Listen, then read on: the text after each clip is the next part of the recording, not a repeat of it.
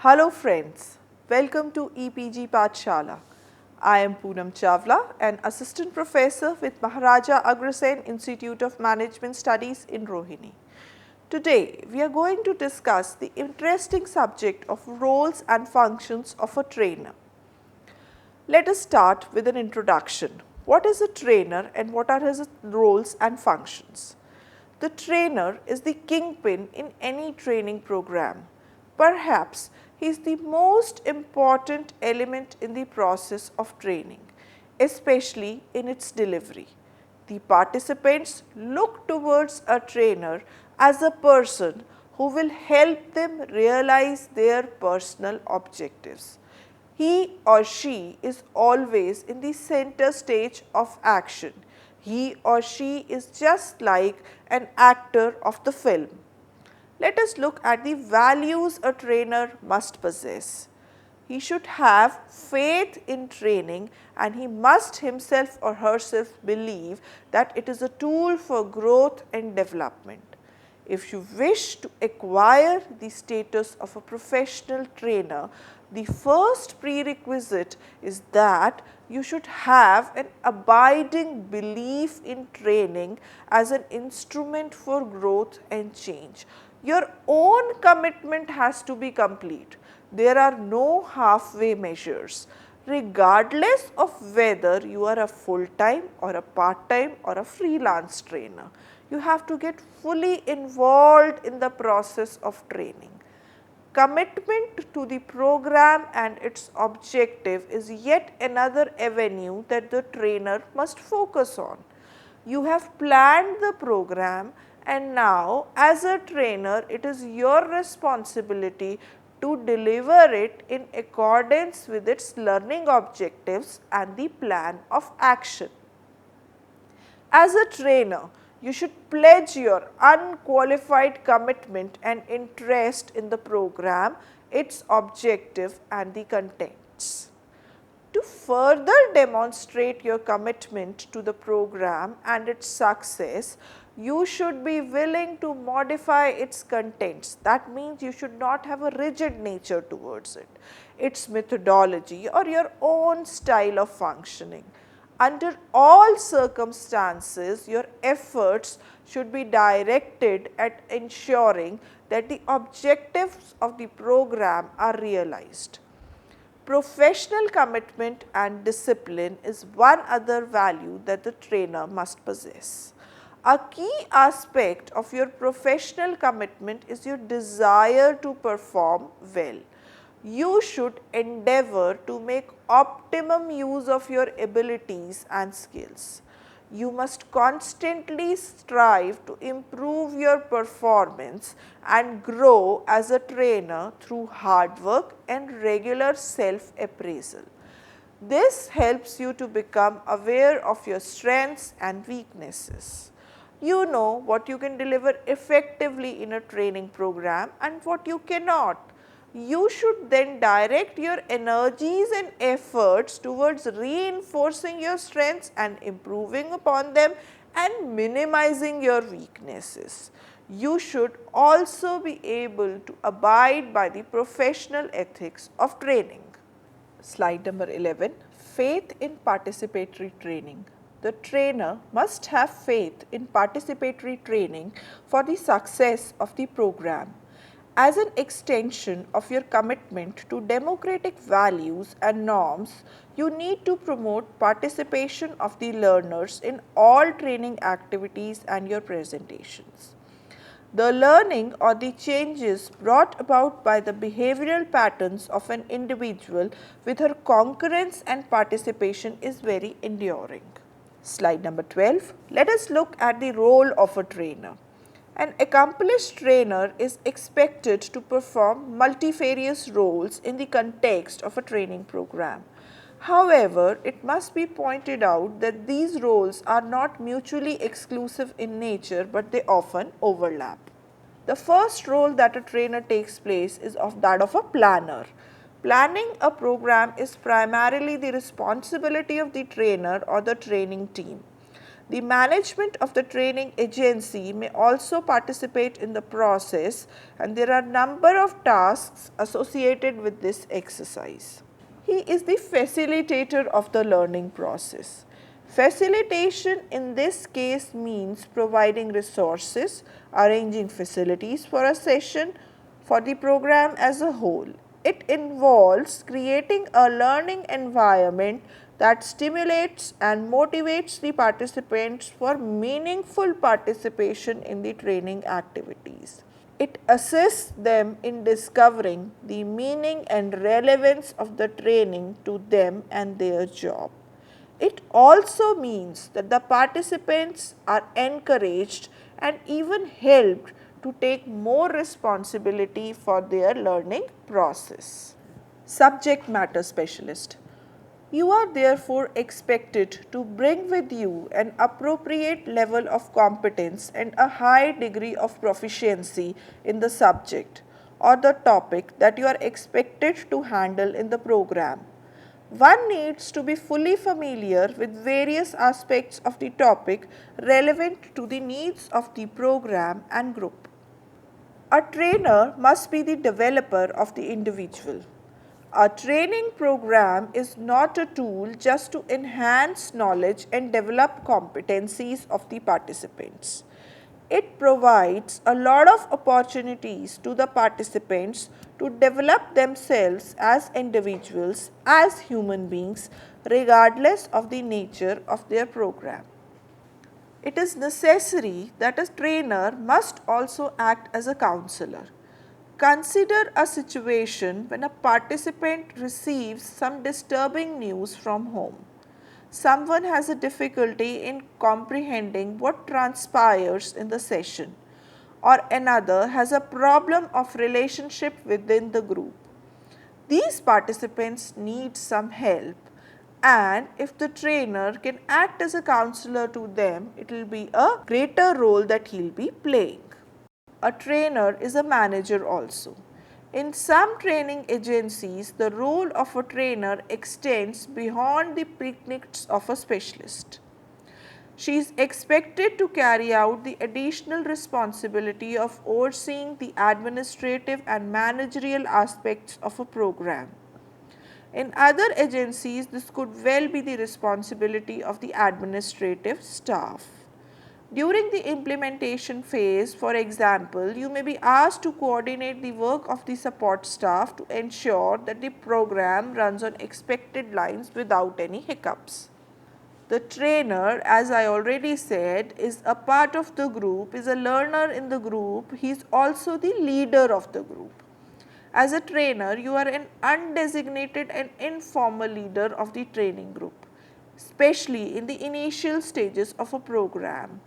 Some of the tasks that you could be expected to perform as a leader of the group are: it is primarily your responsibility to ensure that the program has a smooth passage.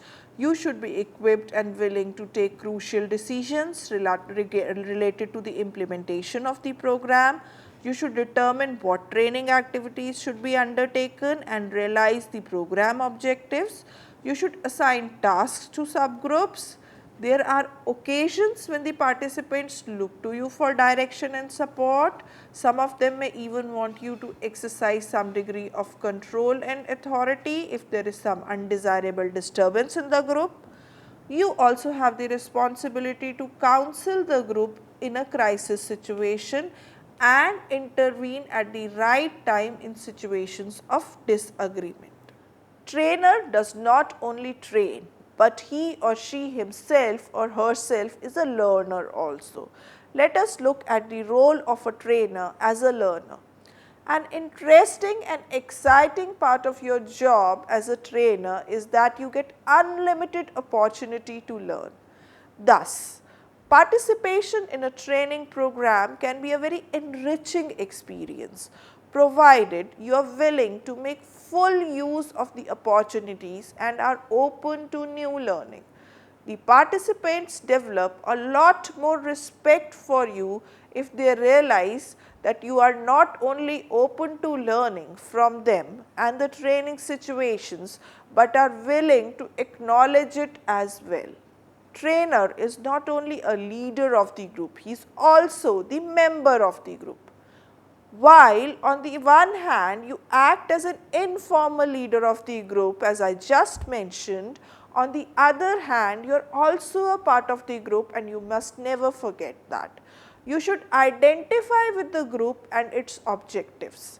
The trainers individually and collectively should conform to the norms of the behavior and working procedures set out in the initial stages of the program. In this regard, you have no privileges. If you accept this position, it sends an important message to the group that the trainers consider themselves to be the part of the larger group and they are not mute teachers. As a result, the participants tend to develop a healthy respect and relationship with you.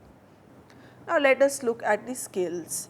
A trainer must have planning skills. It is one of the key skills that a trainer relates because he has to be an integral part of the training program. The skills in selecting and using appropriate training methods.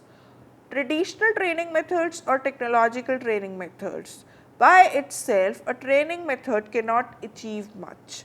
It is an important tool for enhancing learning, but it is necessary that the trainer must be aware about what are the learning objectives and should use the nature, time duration, etc. all these aspects in consideration to select and use appropriate training program. Interpersonal skills. If you want to become a professional trainer, it is necessary that you possess good interpersonal skills. Interpersonal skills are an asset to a professional trainer. Interpersonal skills are linked with liking people, a desire to interact with them, a desire to establish warm and cordial relationships with them and to sustain those relationships. In training situations, establishing good relation with the participants means that you can make the learning more easier and for a longer period of time. Communication skills is just another category that a trainer must possess. And here, please remember that communication does not mean a good facility with the language, a pleasant voice or a spontaneous flow of ideas and words. It means using the language and words in a manner that are understood by the person to whom they are being directed. That means the area of experience of the trainer and the trainee must overlap so that the ideas which are transmitted are clear and unambiguous. Your words should stimulate and inspire the participants. They should be able to understand whether you are reaching out to the participants through your communication or you are simply trying to deliver a lecture. It is necessary that you understand the level of your participants and decipher their body language and deliver the lecture or the training program accordingly.